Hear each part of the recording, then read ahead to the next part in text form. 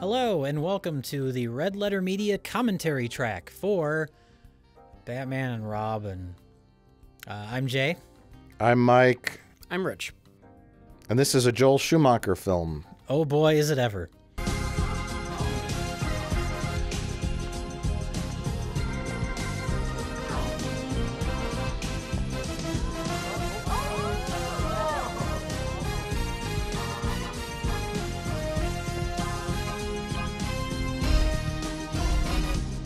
And here we have Arnold Schwarzenegger getting top billing, which happened with Jack Nicholson in the first movie, too, because they're the same caliber of actor. What would happen if they were both in a movie together? Oh, my God. So this is shocking to me because, Arnold at this point, I mean, his star was kind of fading, right? I mean, Terminator 2 was a few years before this, number of years before this. Yeah, this was around the time of, like, Eraser, and it was after Last Action Hero, which I don't think is a bad movie, but it was like a big bomb. So his star was fading, but I think he was still the biggest star in this movie. At the time, wasn't George Clooney a bigger star? Because ER was hot shit. He was a big back in the TV day. star, He was a big TV but star. that's a different world. Yeah, True. just as Ray Romano. What are you talking about? He had a great film career. Remember Welcome to Mooseport? That was a hit. So here we have butt, cock, and that's butt, cock, and that's how we're starting our Batman movie. You forgot nipples. We gotta mention the nipples. It's famous nipples on the The Bat famous suit. nipples on the bat suit. That's the thing that everybody goes to when they talk about why this movie sucks. And it's like, that's the least of this movie's problems. Right.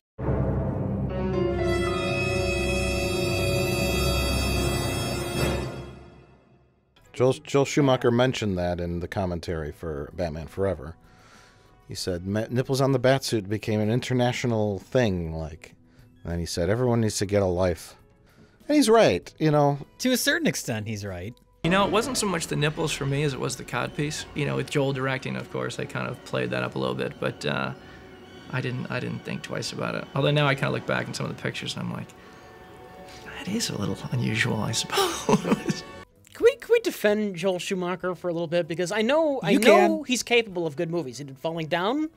He did Lost Boys. I love The Lost Boys. I mean, is this movie really just kind of a studio monster where they wanted campy, child-friendly Batman? Yes. I think they're equal to blame. No, I mean, Joel Schumacher, to me, like Rich said, he's made a lot of good films.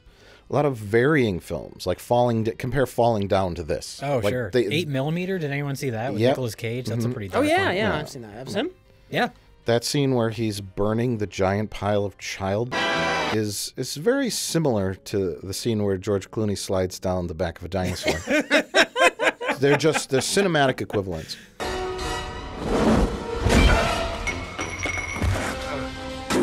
See, the tragedy is when you think of Joel Schumacher now, you think of Arnold Schwarzenegger dressed like Mr. Freeze making ice puns. Yes. And you think of nipples on the bat suit. Yes, and you think of Neon. When everyone talks about Joel Schumacher, that's what they go to. Don't wait up, Al. I'll cancel the pizza. Uh-oh. I don't know. Al better cancel the pizzas. It looks like he's having horrible gas. Oh, cancel the pizzas. Oh, this is very 1960s. Oh God, Why is Commissioner Gordon in like a street cop uniform now? He just wore like a suit and tie in all the other movies. You've got to recognize him as cop, because how often do we see Gordon in these movies? That's true. He's practically an extra in this movie. Rich, the most of the audience is here to see Pat Hingle. Okay, not Arnold Schwarzenegger, George Clooney, Chris O'Donnell, Alicia Silverstone, or Uma Thurman. They're here to see Pat Hingle, goddammit. He's a fucking star. So here's Arnold turning people into plasticine wax. I mean ice. I know there's a part towards the end of the movie where there's one giant ice skull and you can see it like wobbling. Yeah. Because it's rubber. Yeah, Arnold is terrible in this movie. You lie! He's not a great actor to begin with, but I mean, everybody in this movie should be embarrassed, but he's particularly bad. Well, I mean, what else do you do with this material? Well, that's the thing. I mean, we can talk about this when Uma Thurman comes up later, but she seems to be going for it as far as the like campy, over-the-top acting. She seems to get that and get that this is all a joke. I'll include an evening of my company for the winner. I'll bring everything you see here, plus everything you don't. Well, when I'm good, I'm very good. But when I'm bad, I'm better. But everybody else just seems kind of confused. They're just sort of acting normal. Yeah. And George Clooney's not acting at all. He's just being George Clooney, even when he's Batman. Like when he jumps down here and he says, "Hi, Freeze, I'm Batman." Hi, Freeze. I'm Batman. Like, he doesn't even try to say it in any sort of threatening way. It's tongue-in-cheek, And then it's not even tongue-in-cheek, though. He just kind of says it. Hi, Freeze. I'm Batman. Part-time. Like it Wilma! See, George Clooney is acting like this is near the end of his career where he just doesn't care. But this is when he was a rising star, yet here he is, huge movie, phoning it in. Yeah. How weird is that? I think it's more that he just didn't know what he was supposed to do. He's supposed to be Bruce Wayne. He's acting like George Clooney. Yeah. No, he's supposed to be Batman here, and he's acting like George Clooney. There's a minute there that you go, well, do I want to be the third Batman in the fourth Batman picture? That can be a little worrisome because the other three were very successful, and the only thing you can do is screw it up. That's really the only result, you know? If Bruce Wayne, George Clooney acting like George Clooney when he's Bruce Wayne in this movie, fine. Like, this movie sucks, and there's no sort of dark element or tortured soul element to Batman. And we talked about this because there were some pages originally written that had him, you know, dealing with his parents being dead again. And I said, you know, he's a 35-year-old guy who lives in a giant mansion and has billions of dollars and goes out with the most beautiful women in the world and has the coolest toys and is Batman. And I don't think anybody is going to feel sorry for and listen to a guy going, woe is me, my parents died when I was 4. So if they just want to have him play like generic Playboy man, fine. But at least have some distinction between that and Batman. I'm fine with his performance in this because nothing matters in this. Like, there is nothing that's of any consequence. Like, this scene is totally out of the 1960s Batman. Like, so I could just see some studio person going, what is Mr. Freeze's, he's got to have henchmen. What are they? Well, hockey players. Yeah. Because cold. And, like... Because cold. Where do these people come from? There's no... You know. Yeah, he did that in they did that in the last Batman movie too, where it's like everyone just has henchmen, and why? They tried to give some sort of motivation for it in the Tim Burton ones, like why these characters would have, you know, people that help them out, or why they'd have henchmen. But here, nothing matters. My theory is that some executive, he was only familiar with the '60s Batman, grew up with Adam West, and was just confused by the Burton movie, and he. Why isn't Batman Camp? Where's the kapow sound effect? Was it George Lucas? Was he in charge of this movie? Yeah, it was George Lucas. Okay. Where's the kapow sound effect? Robin's a funnier character than we've ever had before. Some parents contend that Batman Returns, which is rated PG-13, is actually being marketed for younger children, and the movie is just too violent. Batman, there's something going on at McDonald's. Better check it out. It's the Batman Happy Meal with 1 of 4 Batman toys. There's the Press and Go Razor, Penguin Roadster, Catwoman's Boot, or the Batman. 1 toy with each Happy Meal you buy. Batman, this is really big. Batman. The wire work in this movie is just atrocious, by the way. But Mike, it's a comic book. Oh, it's a comic book, yeah. Yeah, that's an infuriating thing that Joel Schumacher would constantly say in his commentary tracks. And so that you would feel that it was a new comic book. Before a take, Joel would pick up his megaphone, his bullhorn, and go, remember everybody, it's a cartoon. So that kind of set the tone and the style of Joel's Batman. This scene will not win the award for underacting. But hey, it's a comic book. He doesn't seem to understand the difference between a movie and a comic book. He's not saying it's a comic book movie. Right. He says, this is Tommy Lee Jones' first comic book. You're like, what? He also said something like, there's a more characterization and depth to these characters than there is in a comic book. Oh my God. He said that about these movies? Yeah, yeah. And it's like, obviously Joel Schumacher does not read comic books or have any understanding of the source material or anything. or respect, I should say. Not that you should,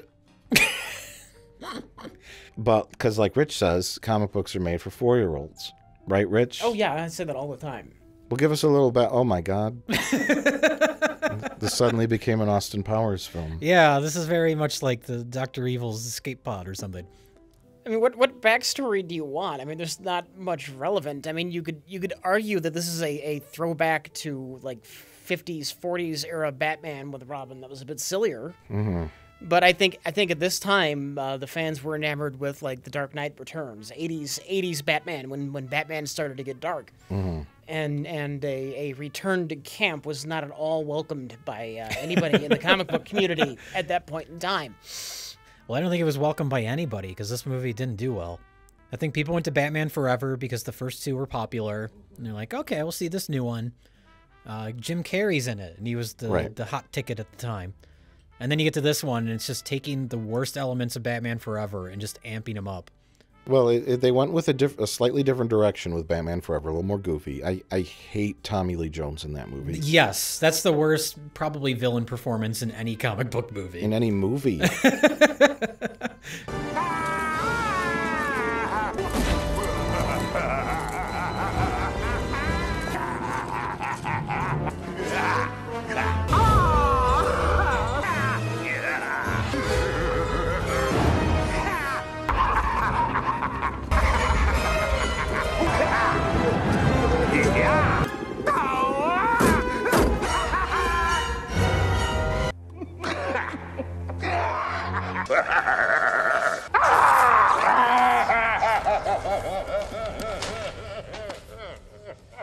My thanks to the Academy for the very finest, the greatest award that any actor can ever receive.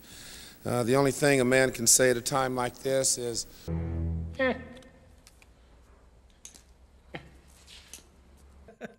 And I like Tommy Lee Jones. He's a great actor, but man. Yeah. Worse than George Clooney in this? I mean, not even trying. Not even trying. Well, Tommy Lee Jones is trying too hard, and he has no idea what he's doing. Yeah. Jim Carrey, you give him the wacky psychopath role, he does fine. He's over the top, but you know that's Jim Carrey. They needed Two-Face to be like more sinister. Contrast to that? Yeah, more sinister, more stoic, more strange. But instead, he's like laughing hysterically. It's just awful. But Joel Schumacher makes Batman Forever, and like you said, Jay, people go to see it. It's a third Batman movie. Oh, there's a new Batman. I think it was the highest grossing of any of these. Oh, sure. I think. Yeah. Really? I think so. I could be wrong. Maybe not more than the first Batman. I'm not positive. It's setting the stage for disaster because the success of it gave Joel Schumacher and the producer, I forget his name on this, like carte blanche to just go hog wild. I mean, to use his own words, exciting and a little extreme. It was sort of like Saturday Night Fever on acid. Yes. Well, and also work in elements to the movie that are specifically there just to sell toys. We involved the toy company. We let them look and be involved in how the Batmobile was going to look, how Batman's gadgets were going to be, which they wanted. This is key to them. They need a lot of lead time. Yeah. There's an element of that too, where it's like, oh, now they're on surfboards flying through the sky. We can make a toy of that. You know. I don't remember too many toys from this. Were there a lot? Jungle Venom Poison Ivy itches to destroy the dynamic duo with a dose of toxic terror. Now gear up Bruce Wayne as Batman with punishing ice block armor. As he joins Ice Force with Robin with spinning light and laser warp. The Boy Wonder comes with Robin's red motorcycles and items. Figures and vehicles each sold separately. Apparently there was, because that was Joel Schumacher was very candid about saying that too. How they would come up to him and say, "Here's toys, work these into the movie." And then we're going to sell the shit out of them. A word I had never heard before. More toyetic. Which means that what you create makes toys that can sell. Why does Mr. Freeze have butterfly wings? Because he was anticipating this happening, Rich. You got to be prepared.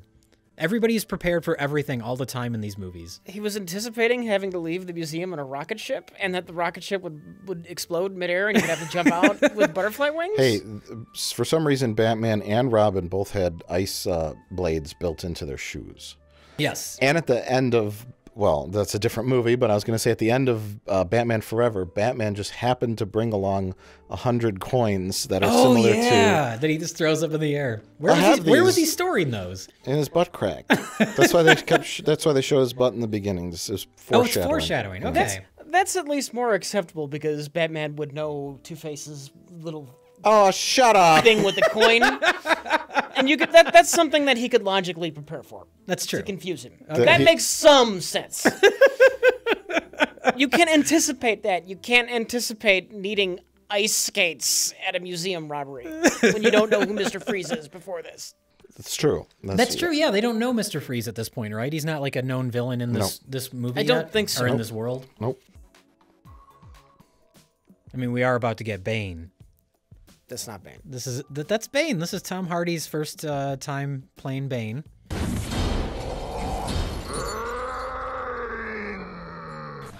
But sometimes something really special comes along, and it's very rare that something this special would come along. This is Monster Man, who also happens to be wearing a mask. Those props are terrible. Yeah, this is such a bizarre movie because it simultaneously looks super expensive and super cheap. Yeah, this movie, it's barely a movie. It's like watching money burn on screen. They did not put a lot of budget into the science lab. These are just like cheap tubes from a hardware store. And well, what more do you need? They're doing science experiments. The comical like flasks with the colored liquid and the, you know, it's just terrible. Yeah, Uma Thurman really is the only one that kind of comes out of this movie unscathed because she knows exactly what it is. Mm-hmm. And what was she? This was 97, so this is post-Pulp Fiction. Yep. So she was somewhat well-known at this point. Oh, no. Uh-oh. Was she ever huge? Maybe Kill Bill would be the closest. Oh, yeah, God, yeah, fuck yeah. I've completely blanked on Kill Bill. Yeah, I mean, she's never been like, oh, God, I don't know. Who's a big female star? Kathleen Turner? Oh my God, how old are you? Now she's a big female star. So the chemicals are strong enough to burn a hole in the ground, I guess, right? But they just give her superpowers. They only melt concrete. Yeah, so here's Mr. Freeze's backstory. You know, the security cameras in his lab look like cinematic, but there's somebody filming there. I wonder if that was like a scene, an actual scene in the movie. Like maybe it was the opening or something. Oh, possibly. Yeah. And then they just repurposed it for this. So there he falls into there's just an explosion for no reason. Okay, that liquid is 50 below, but somehow he survived. And that's our explanation. Yeah. But he survived somehow. So he has to remain at 0 degrees. Oh no! It's all just so embarrassing. Alfred? Alfred?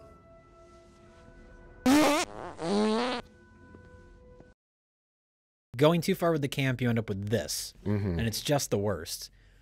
It's good entertainment for little kids, I guess, right? What, this movie? Yeah. I guess. I mean, they can kind of follow what's going on. There's too many subplots in this movie, though, that just get lost. I remember rewatching this, in preparation for this commentary, and Alicia Silverstone is introduced, and then she disappears for like 40 minutes. Yeah. And she comes back, and you're like, oh, that's right, she's in this. That was the big, I mean, not that was the only thing that was wrong with this movie, but squeezing in Batgirl was just stupid and pointless. Yeah.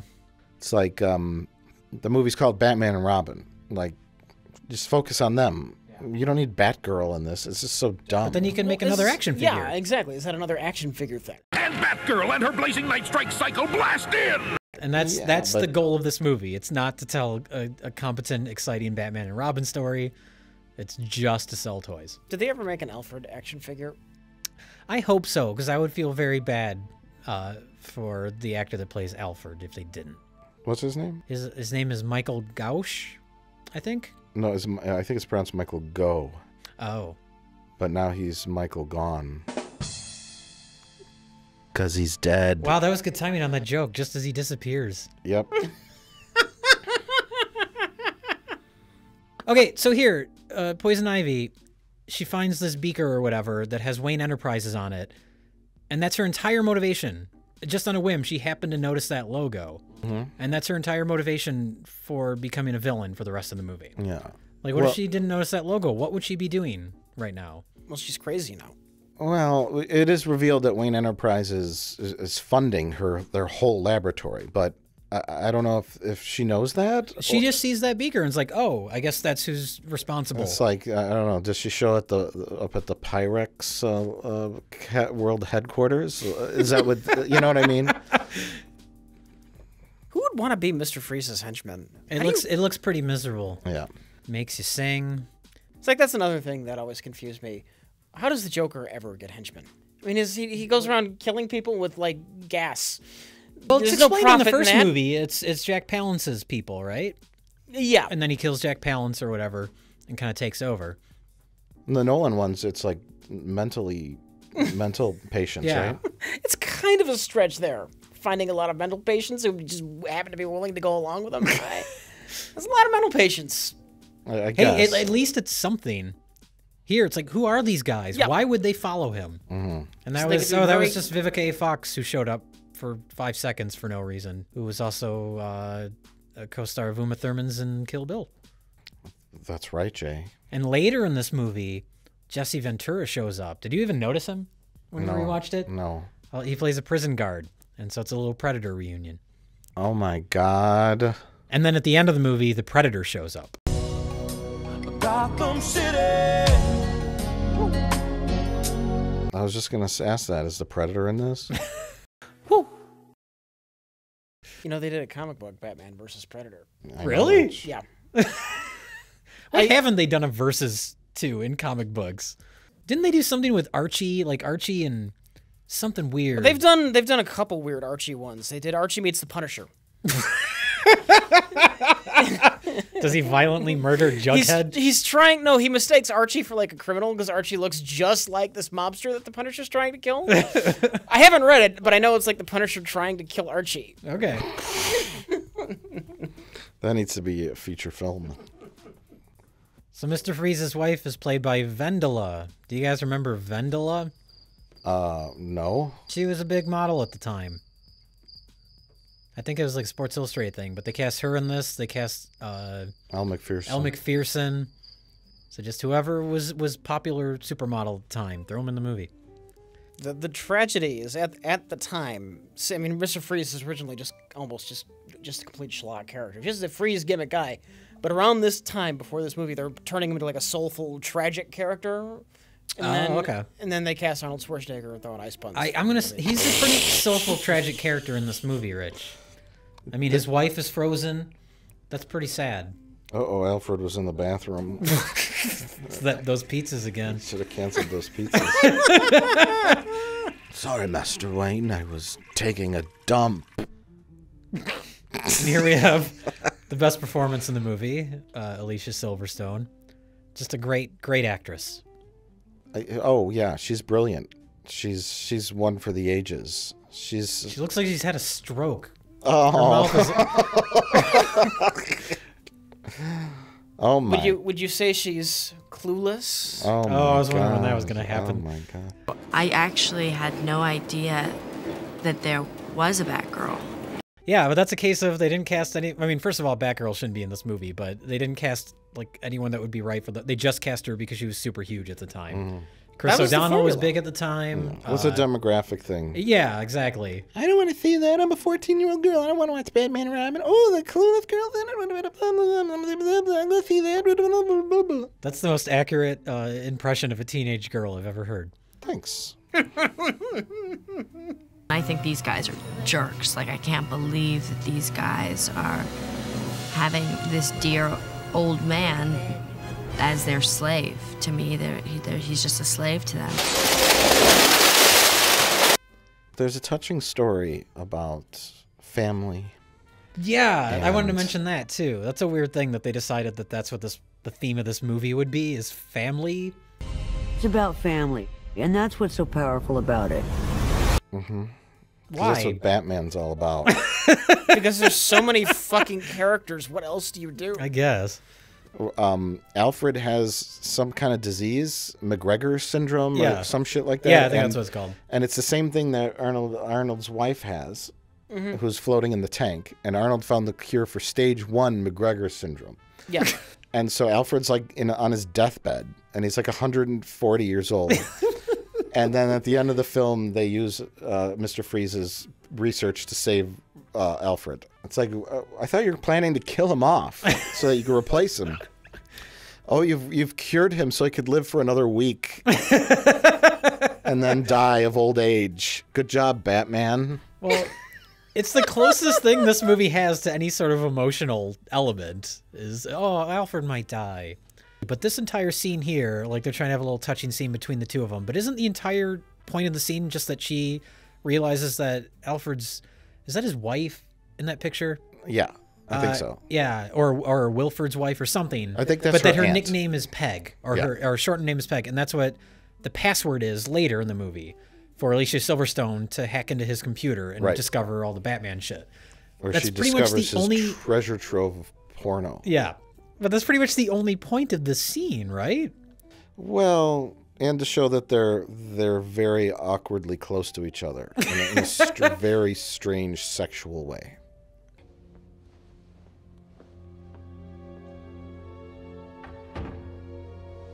But at the beginning of that scene, we're watching this with subtitles, and she came in, the subtitle said, "I came to tuck you in," but I just glanced at it, and I thought it said something else for a minute. Oh my God.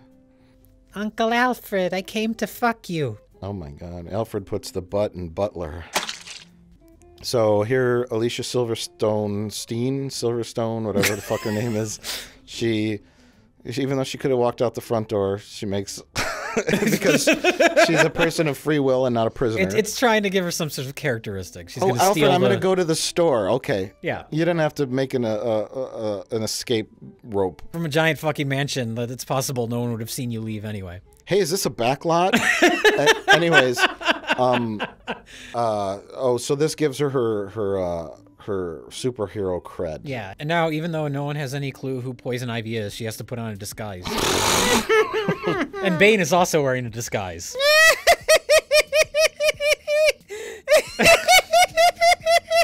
Because, yeah, his face doesn't give it away. Oh, but he has a hat on. He has a hat on and a trench coat. Rich, is that an accurate representation of the comic book Bane? Yes. At the time, I think the thing that pissed me off the most about this movie was the portrayal of Bane. Really? Yeah, well, everything pissed me off about this movie. I'm just saying, the thing that pissed me off the most. Did you see this in theaters, Rich? Yeah. You did? Yeah. Oh, wow.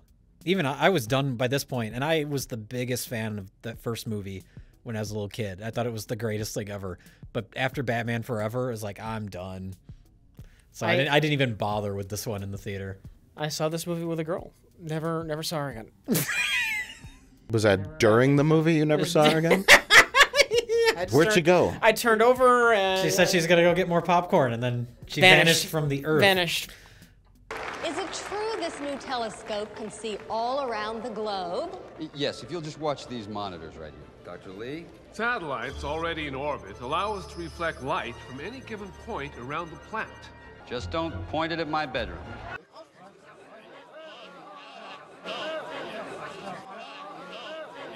Fucking hell. So this woman on the left here, this journalist lady, she's also in Batman Forever. And for the longest time, I was like, who the fuck is that? Because she has this really obnoxious voice, and they treat her like a real character for no reason. And then I discovered it's actually Bob Kane's wife. So they put her in the movie because it's Bob Kane's wife. Bob Kane's wife? Yeah. Jesus Christ. He had a little bit of Hugh Hefner going on. What? What? We're not talking about Elle Macpherson. Yeah, not Elle Macpherson. Oh! He's talking about the holy shit, dude. The news reporter. The lady with the white glasses. She's like, Okay, that makes more sense to me now. Elle Macpherson was never married to Bob Kane, as far as I know. Yeah. She was just fucking him. That's all. He had never experienced this before, you know. This scene is exactly the same scene Edward Nygma confronts Bruce Wayne in the previous film. It's the exact same scene. She thinks she knows exactly what needs to be done, and Bruce Wayne's like, well, no, if we're being realistic about it, here's the problems with it. Yeah. And then that's her motivation. Right. And you know what? If this is indeed supposed to be the same Bruce Wayne from the last film, he should know from history just to like go, okay, crazy person, let me take a look at this and I'm going to read it. This sounds like a great idea. I'm going to get back to you on this, rather than shutting them down in public and embarrassing them. Again, it's like poetry, so if they rhyme. And Rich, you said Bob Kane is a fraud? Yeah. Essentially? Yeah. Why is that? Because basically the real creator of Batman is this guy named Bill Finger. Bob Kane's like original version is like entirely different. I think he's wearing like a red helmet, and I don't know if there's even a bat theme. And Bill Finger came in and said, no, you gotta do this, this, and that, make him like a bat, give him like a bat cape, and make it dark, make it mysterious. He basically did everything that was Batman came from Bill Finger. And then Bob Kane took all of the credit, and Bill Finger died penniless.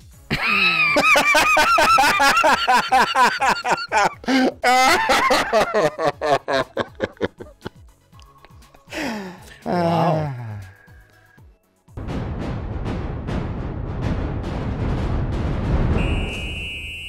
Oh no. Oh no. It's one of these scenes. We have a 20-minute long introduction of whatever this is. Isn't it convenient that it's a jungle theme party and their villain is Poison Ivy? Oh, God. But she shows up in a giant monkey costume. Yes. Which is very bizarre. I guess that's their way of sneaking in, even though she has an invitation. Yeah. I don't understand anything that's going on. Here's a scene for all the furries out there. You got Uma Thurman stripping from a gorilla costume. I don't know what you're talking about. That's somebody's fetish. Wouldn't the furries want Uma Thurman to put on a gorilla costume? I guess I don't know the nature of furry culture and what they are into, but my God, look at all of this. We got goofy animal costumes and Tarzan men. How did we get to this point? A flamboyant gay director named Joel Schumacher.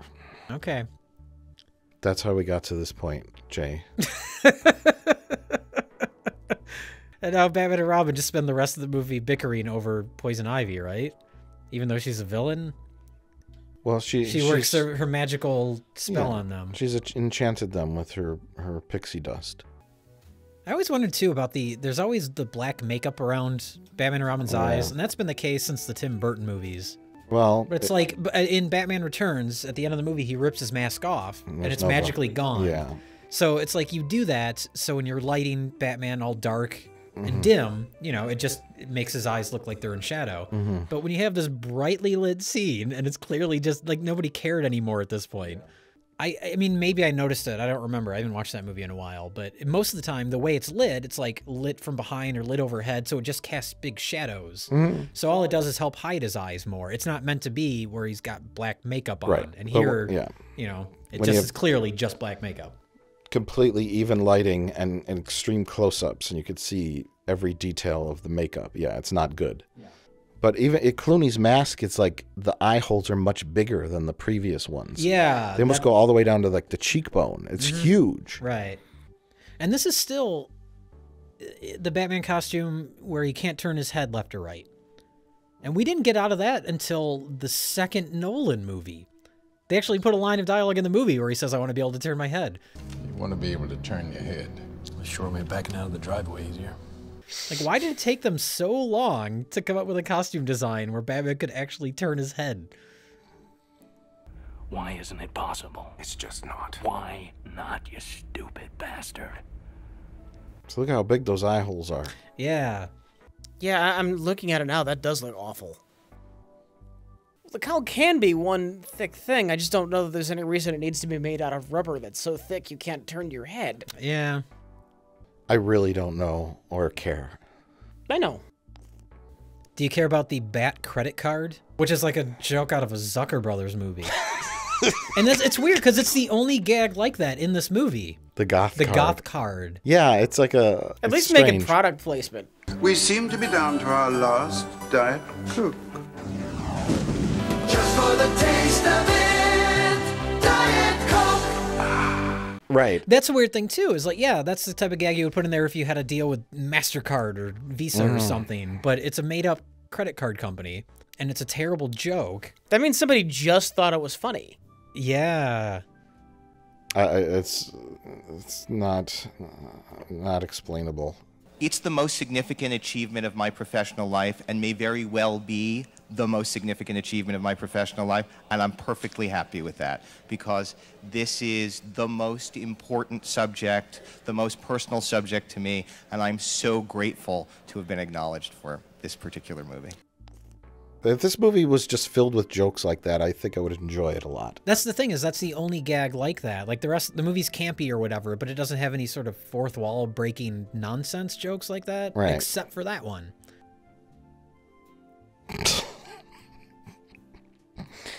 It's so embarrassing. Never go to a charity ball where Batman's around.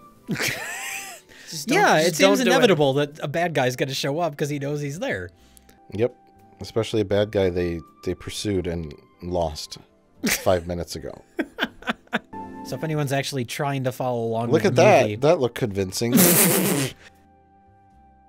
Well, what are those things that they keep punching through? They're like trays, like serving trays. But why do they show them so many times? That I don't know. Somebody thought they were neat? Cool party. Well, this may be a good time. I don't know if it is or isn't, but it's never a good time to bring up the puns. I wrote down all the ice puns. There's a lot of punny kind of lines in this movie, and I don't know if that's. I don't know. You, Rich, you always complain that Spider-Man movies never had enough quips or kind of lines like that, but this movie's just filled with them. How do you feel about that? Well, if you're going for camp Batman, I mean, there is precedent. Adam West Batman, that's fine. If you're going for Dark Knight Batman, not fine at all. But this, it's almost somewhere in between. Yeah. Visually, you know, it's dark. It's got that weird Tim Burton gothy look. Mm-hmm. It's not quite bright enough to be a straight up Adam West homage. Right, yeah. Yeah. Kind of in the middle. I like this little sequence. I like all the little miniatures and how they're riding down the arm. And some of the CG's a little dated, but whatever.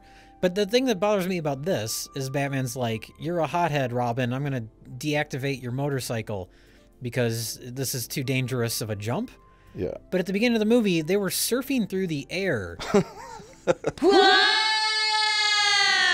Is this really a safe spot to disable his I was just motorcycle? That too, yeah. They're going down on a downward slope. Now he's definitely going to die. He could just the thing could just keep sliding down and he'd fall off the building.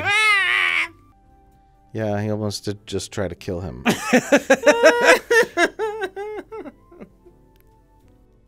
This is a stupid shot. Well, the stupid thing about this is, like, we don't even get to see, like, you could have a cool fist fight between them. It's Arnold Schwarzenegger and Batman. Yeah. And they just don't even show anything. Well, he probably can't move in that plastic costume. Yeah, I guess. They filmed it and it was terrible, so they just stand on him. He just fell down and he can't get up. Could it be an Arnold Schwarzenegger ego thing where he wouldn't want to be bested in hand-to-hand combat by a character? See, I just fell down. I guess that's possible. And then he stood on me. In fact, I'm in a lot of scenes with Mr. Freeze. I never worked a single day with Arnold. Not a single day. I was on the set with him a lot. You know, I'd hang out and talk to him. I did a lot of publicity with him. But literally, they had a double for him that was so good, and that suit was so complicated and involved to get on, that unless Arnold was talking in a scene, he wasn't in that costume. It was a movie where there were a lot of doubles. So anyway, back to those ice puns. Would you like to hear them all? Yes. Yes, I would. Okay, it starts off with the Iceman cometh. Not a pun. That condition has left me cold. This is everything cold related. It's not all puns. Okay. The ultimate fate in the universe. Everything freezes. You're not sending me to the cooler. Who killed the dinosaurs? The Ice Age. Which is factually incorrect. Factually incorrect.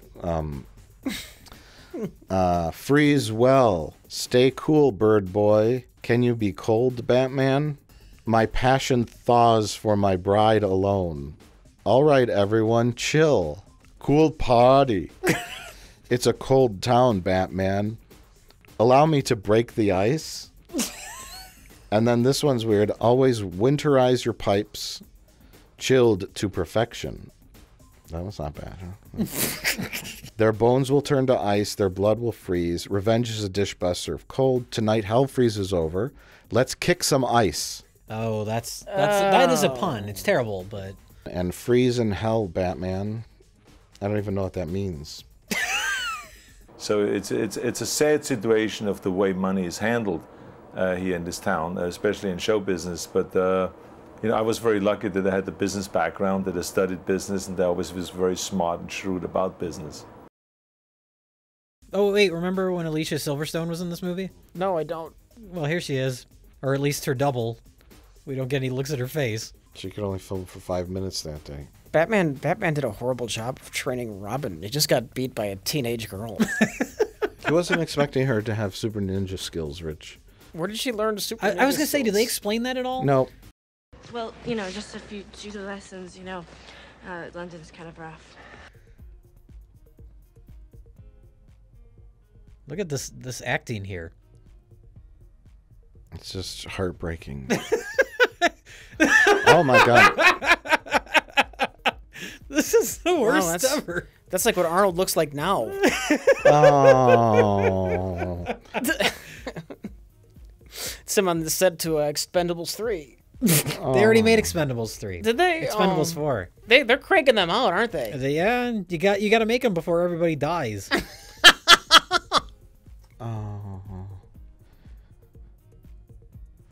This movie doesn't seem to have as much of an intrusive, like, hip soundtrack. No. I remember that the Batman Forever did.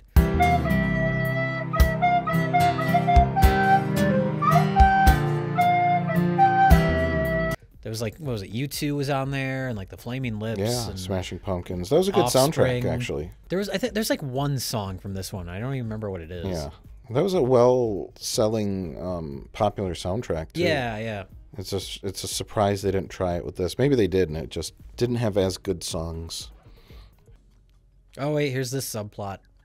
Oh yeah. Elle McPherson wants to get married, and Bruce Wayne doesn't, and then she just leaves the movie. There's no point to any of this. It's not like he's even conflicted about it, and she's not even a character. She's just supermodel in movie. Right.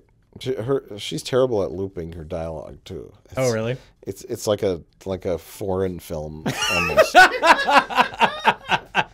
There's this like bizarre whisper. Like, she has no idea what she's doing.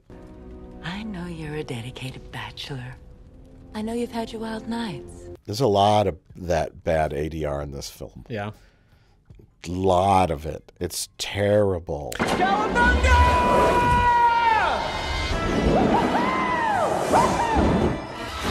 freezing the furnace! Here's some food for thought. Here's food for thought. This is a scene that's like a 4-year-old wrote it. Bruce, I think we should get married. We've been dating a year. I'm not the marrying type. Well, I have to leave now. Here's food for thought in case you change your mind. Yeah. A kiss. I mean, I guess there's a thing here where he's picturing Poison Ivy, but we already know that he has a thing for her because she cast a spell on him or whatever. And I wonder whose decision it was to have him. I don't know if that's to quote Mr. Plinkett, a case of the not gays. You know, it might be because the rest of the movie is just him bickering with Robin. Right. That's like the entire movie. Maybe it's Clooney who said that. Like, I'll be in this movie, but I don't want Batman to be a creepy guy who has a boy living in his house. Do you know what I mean? Yeah, it's possible. Like, if that was his decision or a studio, I'm sure it was someone's, you know, because it does absolutely nothing for the storyline. Yeah.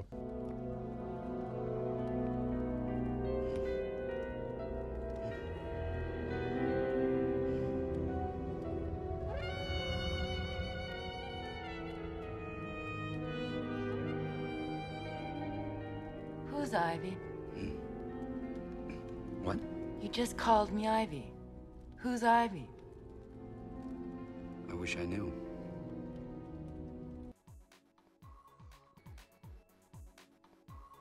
Oh my God, the Clockwork Orange gang? Yeah. That's embarrassing. You should not reference a much better movie in your movie. Was she forgotten about the environment? And yeah, she wants to turn... wait, shut up. It's Coolio. Oh my God. How embarrassing. And that's Coolio. He must have had a song on the soundtrack. Probably. Okay, so this bike rider guy, not that little kid, but the one that was just talking to Alicia Silverstone, the actor is Nicky Katt, who's also in The Dark Knight. No reason. I hope you got some moves, pal. Yeah, the guy getting on the motorcycle now with the mohawk thing. He's like one of the SWAT guys driving into that big car chase in the middle of The Dark Knight. And you know this? Why? Jay, no one cares. I just think it's neat that he is in this and then he was in The Dark Knight. That is. He's probably the only actor that's been in both. That series. is the least interesting commentary trivia that I've ever heard.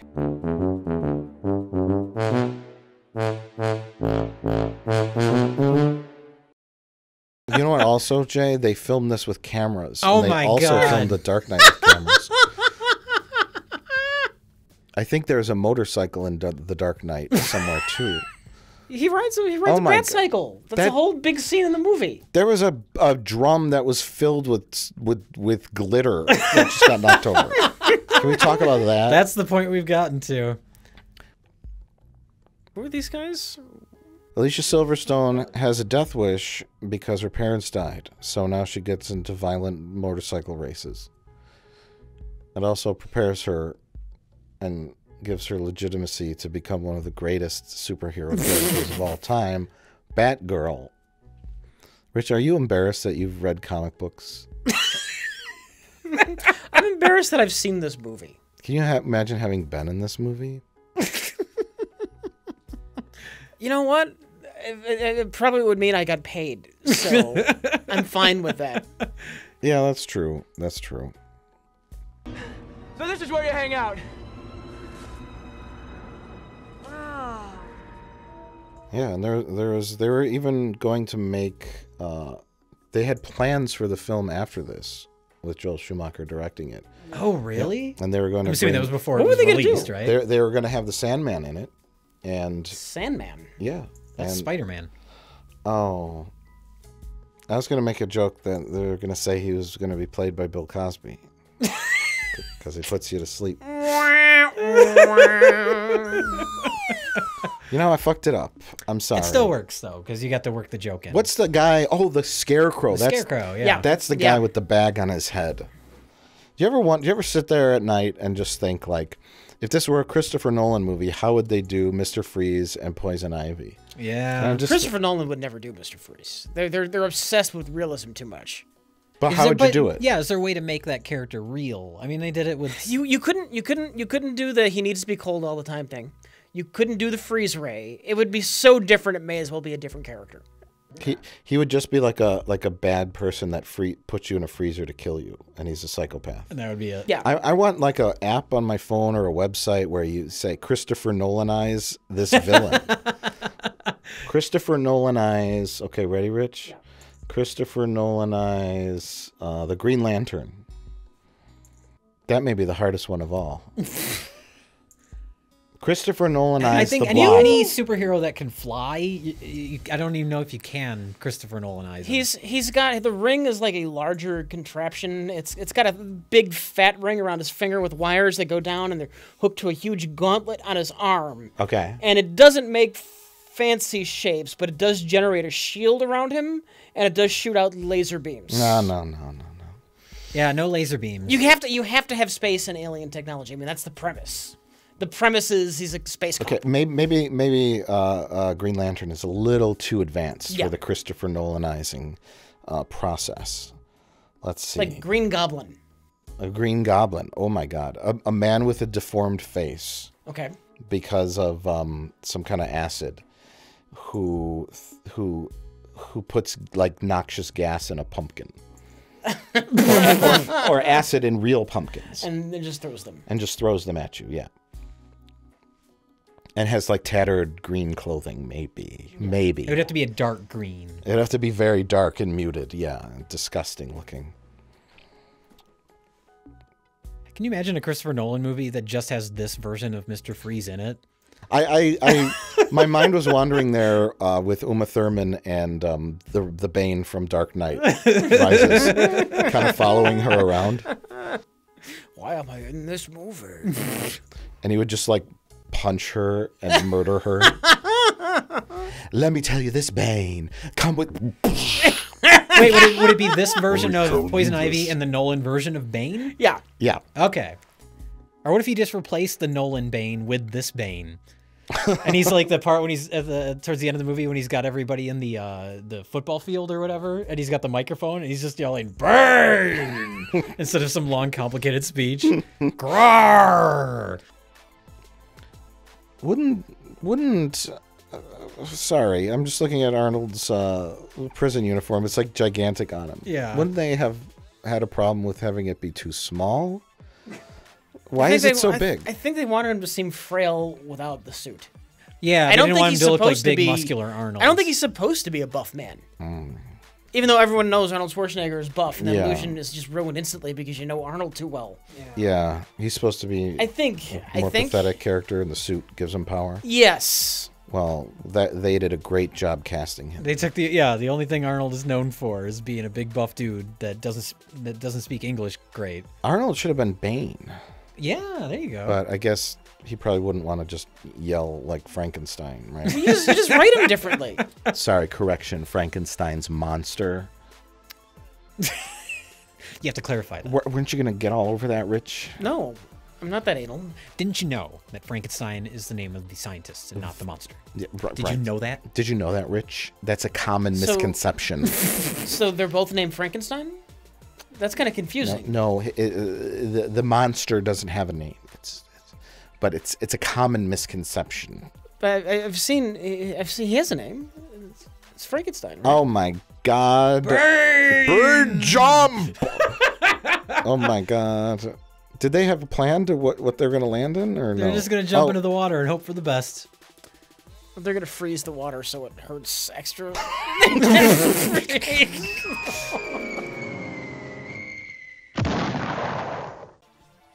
Alfred should never have ordered that pizza.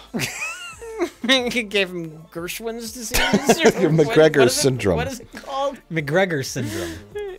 The pizza we ordered, Master Wayne, gave me McGregor syndrome. I tried to shout it out, but it didn't work. I've been constipated for the last 15 years, sir. My guts are about to burst. The build-up is giving me McGregor syndrome. And only Arnold can cure that, because he's also full of shit. Eventually I will shit out my mouth and die. That's no way for a proper British man to die. Here's the thing, Batman. I'll see you later. There's the photo.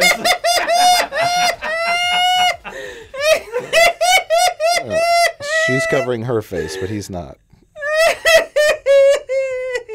That's great.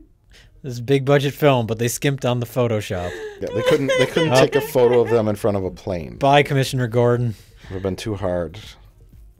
So here's the subplot about, I think they look at a screen and it says stage 1 solved, stage 2, stage 3, stage 4 unsolved. Oh my God, is that what happens? Yeah, and then that's how we know that Arnold has cracked the cure for stage 1 of McGregor syndrome. Conveniently what Alfred is afflicted with. This looks like a Power Rangers set. It does. Oh my God. This looks too cheesy to be a Power Rangers. The Power Rangers would be embarrassed to film in this location. No beauty. Just the beast. See, I think that's the big difference between this and the old TV show is like everyone says, oh, they're both campy or whatever, but the old show, from what I remember, had actual jokes, right? Like it was a comedy show. Ringside table, Batman? Just looking, thanks. I'll stand at the bar. I shouldn't wish to attract attention. Yeah, because I remember the movie, there's the part when he's got the bomb, and it's like hilarious, because you can't get rid of the bomb, and there's like nuns walking by. I mean, it's an actual joke. There's no jokes in this movie. It's just corny. There's an episode of the old TV series where the Penguin is running for mayor, so Batman runs for mayor to stop the Penguin from being mayor.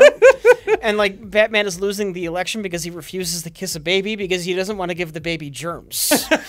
It's not hygienic. Now that's writing. It's more than suspicious. It's downright criminal. What can you expect from a fake politician like Batman? Uh-oh. Can we intercut that Batman versus Bane fight with the one from the Nolan film? Yeah, they're both on like a catwalk thing, right? Yep. Let's not stand on ceremony here. Mr. Wayne.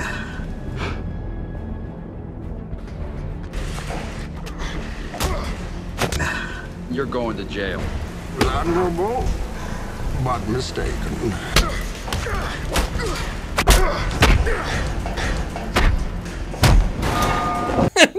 Oh no, Batman fell on pillows.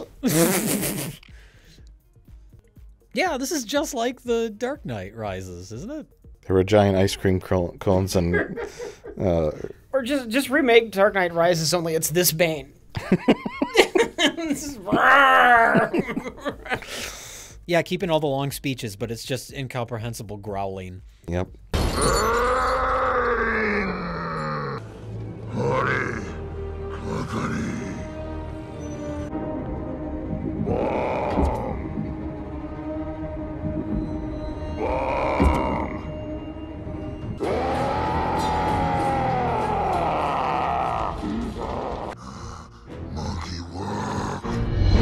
You know, when I thought about who could play that threatening a character using only his eyes and his voice, Tom seemed a natural choice. Oh, the leaves on her eyebrows have changed colors. I think she glues those on She every glues day. them on. She painstakingly. She bought them at a Halloween store. And she has to take the time every day Yeah. to decide which Right. color she wants to put on. And also, she dyed her hair red. And oh no, she put a wig on. No, she put a wig on. Yeah, that's right. That's Because she what had to the- get in disguise, even though no Right. one knew who she was anyway. Try not to make a mess when you die.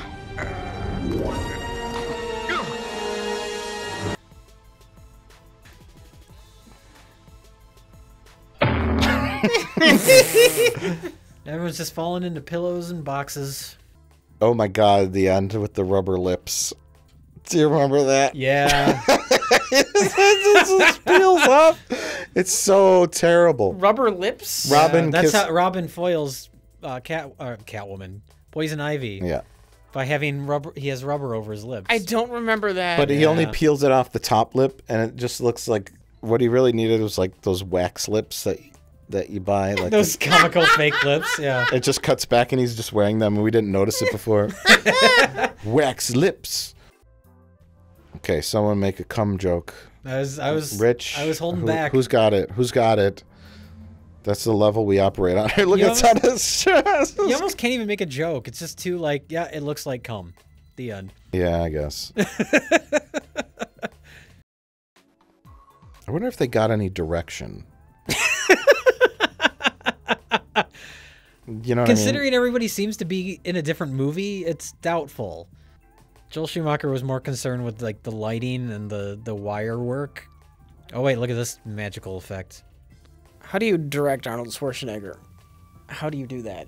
I don't know. You just say, here's your lines. Their bones would turn to ice. Here's the script. I say these things. Look, he looks angry here. His direction was act angry. You're mad. You're mad. Uma told you that Batman and Robin killed your wife. So now Oh, you're yeah, mad. okay, so she unplugs Mr. Freeze's wife. Yes. Because she says, I want him for myself, right? Or something like that? Like, that's her motivation for doing so? Sora, I think she just wants to get him on her side to kill them. Okay. But her goal is to turn the world, eradicate humans and turn the world into a plant paradise. Yeah. And his goal is to freeze the world. Well, his goal initially is to cure his wife, right? Yeah. I think this is her. I haven't been paying enough attention. Is this her attempt to change his motivation into destroying the world? Your wife's dead, so now just destroy the Yeah, world. I think so. Mother Nature to start again. Yeah. Behold the dawn of a new age. Oh, Jesus Christ. Audrey 3. But that's... Mutant plants. There's no... Like, yeah. it's... That's terrible. The animatronics on that. It just That's goes- like something you buy at Spencer's Gifts. Just goes left and right. Yeah. Anyway, Mr. Freeze wants to freeze the whole world, and then Poison Ivy wants to turn the whole world into a plant world. So obviously they work together because these two goals are completely compatible. Yes, yes. So, of course, The two villains combine their evil here against our fabulous heroes. Oh, what will happen? I'm so worried.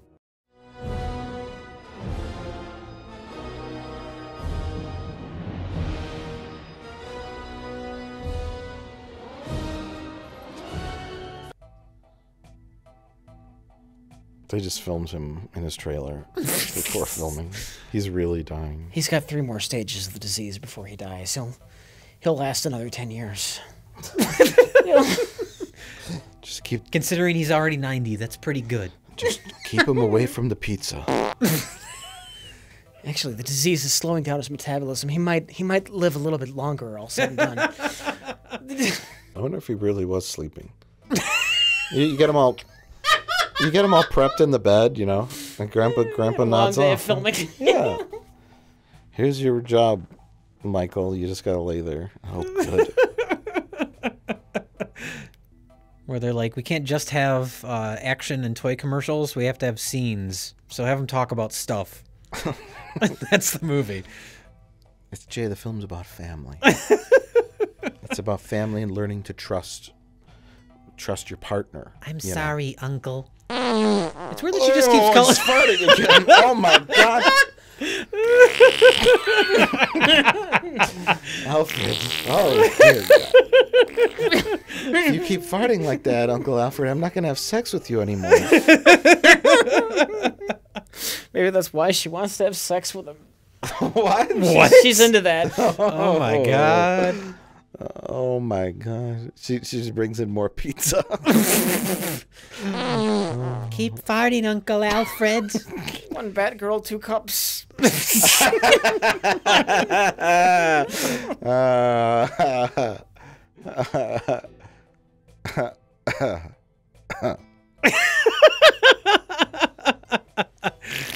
Oh no.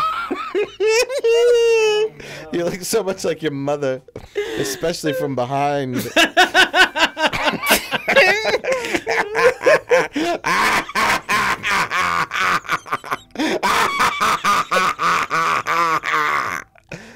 Here we are at the telescope dedication. Yes. Only family can be trusted? Well, I'm family. Oh, God. Oh, here's the famous password guessing scene. This is the famous password guessing scene. And then the password turns out to be 3 letters long. I guess this was before people really understood the importance of password security. Yeah. When your password is just 3 letters long. Yeah, sitting on a picture right next to your computer. Yeah. Access denied.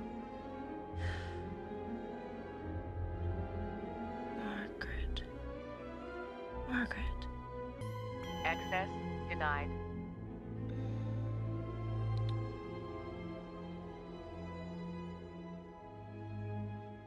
Peg. Access allowed. Hello, Smithers. You're quite good at turning me on. Now this is a testament to both Joel Schumacher's direction and Alicia Silverstone's acting. Is when she unlocks the password and uncovers the truth about Bruce Wayne, that he's Batman. She just looks like she's laughing, smiling and laughing. It makes no sense. She should be like kind of inquisitive. But she should just be shocked, confused because the images that we're seeing don't make any sense. No, it's just pictures of like Batmobiles flying around. Yeah. But it's like she's like has this maniacal laugh on her face, like she just read a hysterical joke, and really it should be like, what? Oh my God, you know. And there's the logo from the movie. Yeah.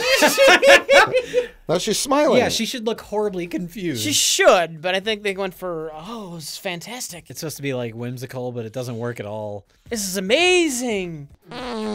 He's Batman. What is this? Like, but instead she just starts laughing and smiling. Like someone's tickling her. It makes absolutely no sense. It's all fine. Everything's fine. It's all fine because none of it matters. Oh, he's trying to act. He looks down. Look at George Clooney's face. It's the, oh God, someone just farted, but I'm going to try to be polite. He's the butler. Does he have to keep changing his own sheets?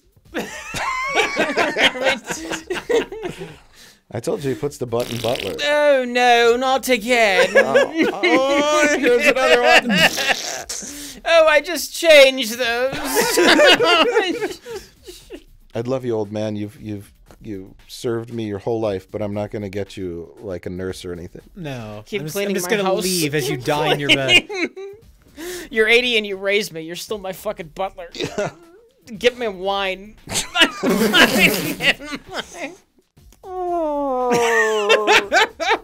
Oh no.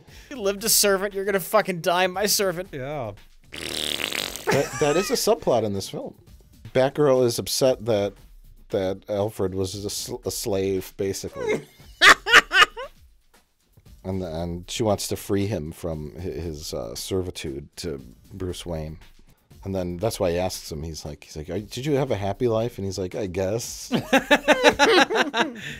And he made her a bat suit, even though he didn't even know she was coming. And I'm assuming that he'd made it for her after she showed up. Yeah, because he knew that she would find it eventually. But he's like sick and on his deathbed. Yeah, when did he make this thing? He has He's a a crippling slave. illness. Maybe he made it in case Robin ever went the other way. I don't know. Does that make sense at all? Well, no, because he directly says, "Hi, niece, you found us. Yeah. I made you a suit." So it's specifically made for her. That's true. He must have tried to like secretly get her measurements when she wasn't looking. That's why I kept fondling her breasts. Yeah. She thought he was just a pervy old uncle, but he was actually getting her sizes to make a bat on suit. your buttocks. Alfred made it years ago before he knew that Bruce Wayne was gay.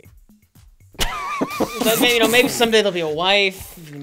Oh, okay. Oh, okay. Yeah. And that explains why I kept trying to fondle Elle McPherson too. He thought maybe she would be the next Batgirl. Yeah. He just wasn't interested in Elle McPherson. There's just a whole series of scenes that were cut out of this movie of Alfred being a creepy pervert and fondling everybody. He kept trying to get Alicia Silverstone's measurements, but the farts kept her away. I gotta go, Alfred. Is this how a diamond laser would work? A whole bunch of different segments? What, you want one flat thing? Rich, stop talking now. Oh my God, you're talking about. I'm sorry. Let's talk about Alfred farting. Alfred farting makes more sense than this laser. Here we have Max Headroom, Alfred. It's not Max Headroom like. It's just Alfred, isn't it? He glitches a few times, and it reminds me of Max Headroom.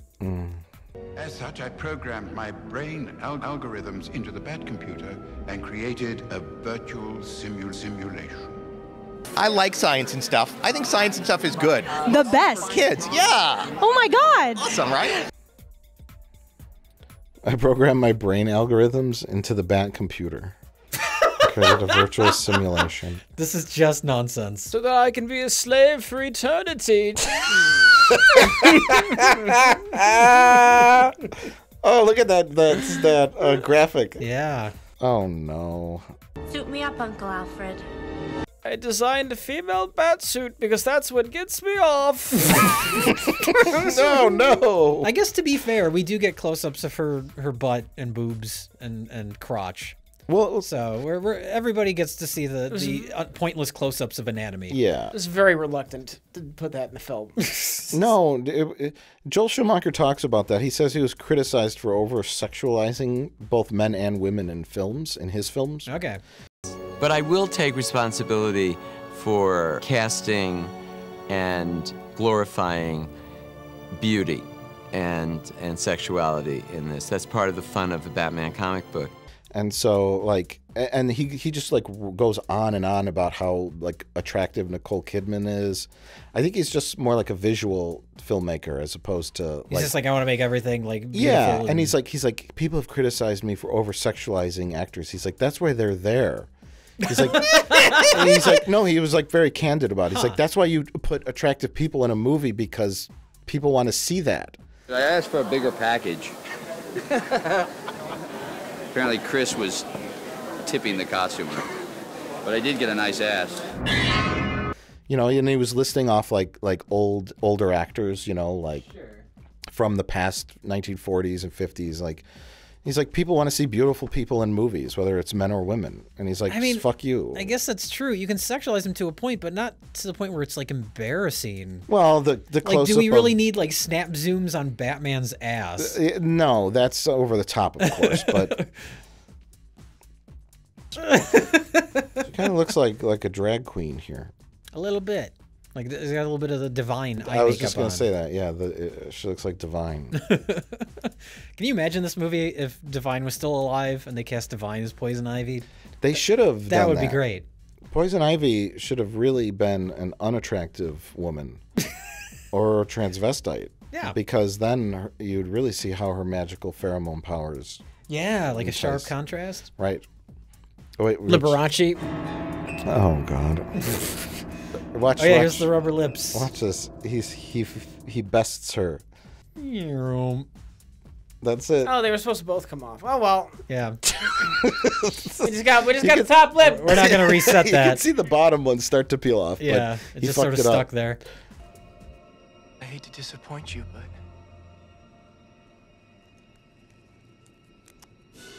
rubber lips are immune to your charms.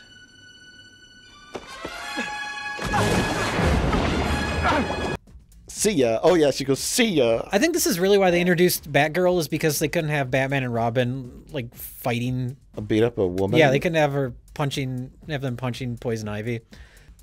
Oh, there's a part coming up where they did like the Star Wars thing with the Tusken Raider, you know, where they reverse the footage. There's a part like that with Chris O'Donnell where he pops out of the water and then goes back under the water. And then they reuse the shot again a few shots later. Whoa! Oh, yeah. Yeah. It's really bizarre because they don't even need that shot. Just cut to him under the water. Yeah, that's true. It's very They weird. thought he needed to take a breath, I think. Maybe. Yeah, because that He's been underwater They wanted too they long. had to make it believable. It's not realistic enough in this movie of rubber icicles and giant plant monsters. Yeah. What? Oh, she actually says curses, which is embarrassing. But what's happening here? She's being eaten by a cabbage. But that was like her throne. Yeah. Yeah. I Why don't does know. it suddenly eat her? Okay, here's that shot again. But now it continues. Yeah, they needed a shot where he goes back down, and they just didn't have it, so they just did that. Thanks to modern editing techniques, we can use existing footage to complete the film without Millhouse. Watch. Looks like we're in trouble for that boy. Jiminy Jillikers, radioactive man. We'll have to fight our way out. Are you ready? Yes. So that's the end of Poison Ivy, huh? Is that the end of her character? She shows up in Arkham Asylum at the end. Right, but that's how they defeat her, more or less. Is She falls on her own chair and it closes. And they don't handcuff her or turn her over. They just leave her there and hope that the plant doesn't burp her out, I guess. Yeah, or she could just slip out of that opening that her legs are sticking out of. Yeah. So, okay. Well, that's good. That's quality. So, he's just freezing Gotham. What happens with the satellites? The satellites beam around. Oh my god. Oh wait, yeah. Here we're in a hurry. We have to stop Mr. Freeze. But apparently I'm guessing, went back to the Batcave to get all these new toys. I mean, vehicles, right? Alfred brought them. Oh wait, no. Alfred's on his deathbed. He actually they changed costumes too. Like, it seems like if things are. Oh my god, that's terrible. It's like they built that to go over her little cowl. Because she peels it off in a minute, and her cowl thing is underneath it. They could have had time to go back to the Batcave to get more vehicles. They did go. That's probably what they did, but it seems like they should be in more of a hurry. He took the time to invent a bat ice car? Yeah, these things are specifically designed to go on ice. What? She jumped. And these things are used for this one sequence, and then they're just gone forever. Just long enough for him to make toys of. What? Oh, the ice doesn't work on his shield. Why doesn't the shield freeze? That doesn't make any sense. It's specifically designed to deflect an ice beam, Rich. Yeah. Duh. All these machines, all these vehicles were built just in case they encounter a supervillain. whose power is that he freezes stuff. He built this all in the last, like, 10 minutes. Oh, man, yeah. This could be 3 days later. They finally finished building it. Mr. Freeze just hasn't gotten to his plan yet. That's why Alfred's fucking dying, because he's overworked. Alfred, I need 3 vehicles right away. But I'm dying, sir. 8 minutes and they're ice cubes forever. Somebody wrote that. 8 more minutes in a city full of Gothamites or ice cubes forever. Sunlight could reverse the freezing process. Well, sunrise in for 5 hours. Here. But it's morning in the Congo. Now this is the power of math. Or did they? Is that just like, I always wonder, like, when all this shit's happening and none of it makes any sense, if there's lines when you don't see the actors actually talking, but it's like close-ups of monitors, if it's just ADR they made up to try and make things make sense. Even in ADR, somebody wrote that line. 8 minutes, and there'll be ice cubes forever.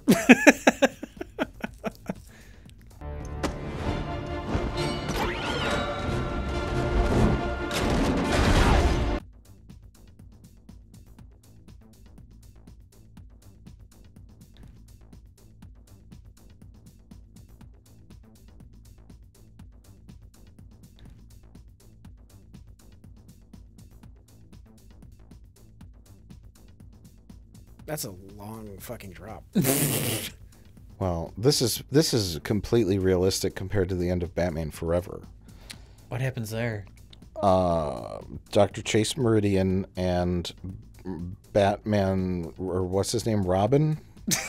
They're both in tubes, and oh, that's right. And it's like you can only save one of them, or but some and dumb shit. it shows like the pits beneath them, and I always thought they were separate pits. Oh, and then they converge into one. And then they're in one, but they're falling, and it's like 100 feet, but they're falling for like 20 minutes. And he hooks her, and then he goes after Robin next, and it's just any kind of realistic threat has been completely deflated at that point. Yeah, Joel Schumacher in these movies has a thing for like wire work and falling.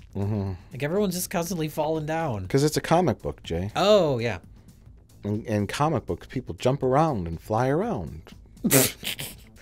I've heard of comic books. I'm an orphan, okay? You're what? I'm an orphan. Orphan? Yeah, an orphan. You're a little too old to be an orphan. No. The Batman mask should not be shot from that angle, where you see those little nostril holes. No. It looks bad. They don't care what angle they shoot the Batman costume in or how they light it in this movie. They just do whatever. Batman, you're doing it!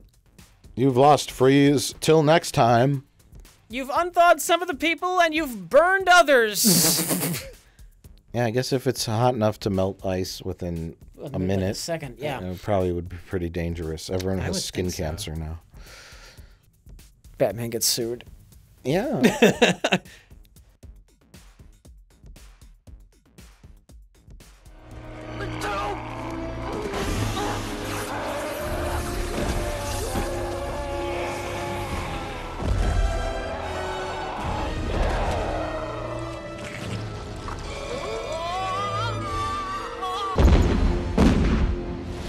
They just leave that scrawny man there.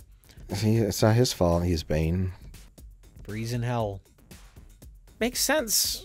Why don't you make sense? Movie? Why don't you make sense? Why are those 2 lab technicians so important that we Why is keep everything cutting exploding? Because the sun melted everything and it messed the structural integrity of it. I don't know. Hang on. Grab onto my belt.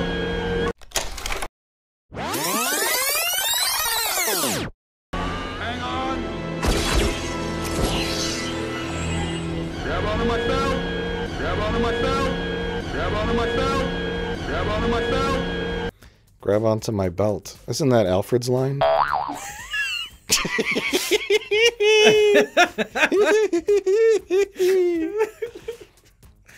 Oh no. That was a very, very unexciting explosion. And then they were killed by the shrapnel. No, he just leaves them on this rock. How are we supposed to get off of here? He forgets about him. He just goes home.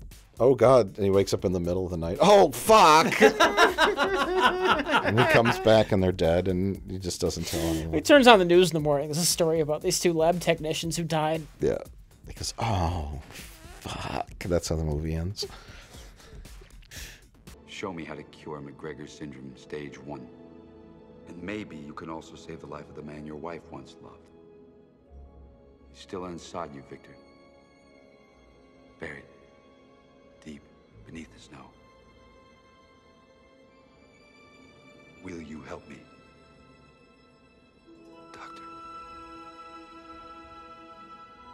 But, you know, I thought at the time this was going to be a very good career move. It wasn't.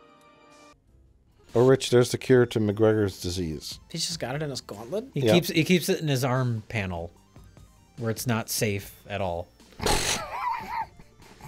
Could easily get smashed or broken. Yes. Take 2 and call me in the morning. What? Because he's a doctor. Wait, is that the only sample? What about everybody else with McGregor's disease?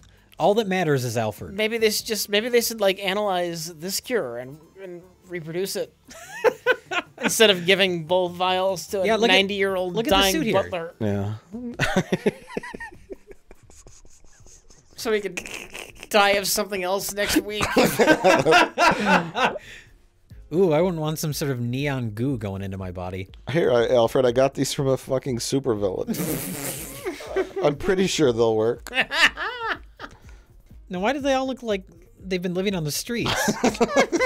They're like covered in soot. Because they went through a tough fight, Jay. They went through a tough fight. And he still has his robot suit. They gave him back his robot suit for some reason. Well, Batman said he can continue his research, and they were going to move the dead wife in the tube into Arkham Asylum's quote-unquote laboratory. Oh, Jesus. I guess Arkham Asylum has a science lab. I'm sure none of the crazy inmates will try and rape her. No, she's in a tank of water. Wait, look, there's pizza. Oh, no, Alfred's back to the pizza. Alfred got back into the pizza. He's going to get McGregor's disease again. That old fool never learns. Oh no, we used the last 2 vials. We can't cure him again. Master Wayne, can you get me some more of that blue shit? I hate pizza. This is weird. Like, Alfred was on his deathbed. They gave him the chemicals now he's or whatever. Hugh Hefner. And now he's Hugh Hefner. No, but like they're all waiting in another room, like you would wait like in a hospital waiting room. Yeah. But it's just them and him in his bed. Like, wouldn't you want to be there for him and like watch over him? Not if he's passing the gas he was before. It's noon. It's time for Alfred to bring them tea. Yeah. Oh, okay. So they Where's that old fuck? They wait in the parlor. Okay. They're waiting for him to clean up the fucking mess in the living room that they made. They're waiting for him to clean his soiled sheets so he can bring them tea. And Alfred clean up the fucking pizza boxes everywhere. That blue liquid had some Viagra in it. Because it's blue, you get it? It gave me a raging boner. That's what they're all looking at right here, right? Everyone's horribly uncomfortable. Except for George Clooney. He keeps looking down at it. He's into it. He doesn't care. Alfred's boner comes out next, touches their hands. He just said he's going to need a bigger cave. You know what that means. So that's his Batman and Robin. One of the worst films ever made. It's 2 hours of your life you'll never get back. This movie is a fucking chore to sit through when you're not cracking fart jokes through the whole thing. If there's anybody watching this that, let's say, loved Batman Forever and went into Batman and Robin with great anticipation, if I disappointed them in any way, then I really want to apologize, because it wasn't my intention. My intention was just to entertain them. But I did get a nice ass. Yeah. It's very colorful, very, lots of costumes and big sets and action, but at the same time, it's boring as fuck. Yeah, yeah. Using feminine wiles to get what you want, trading on your looks. Read a book, sister. That passive-aggressive number went out long ago. Chicks like you give women a bad name.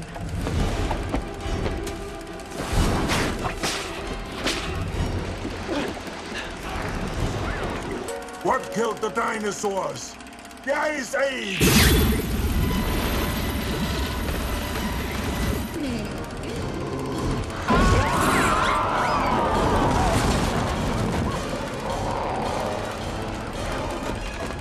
enough monkey business.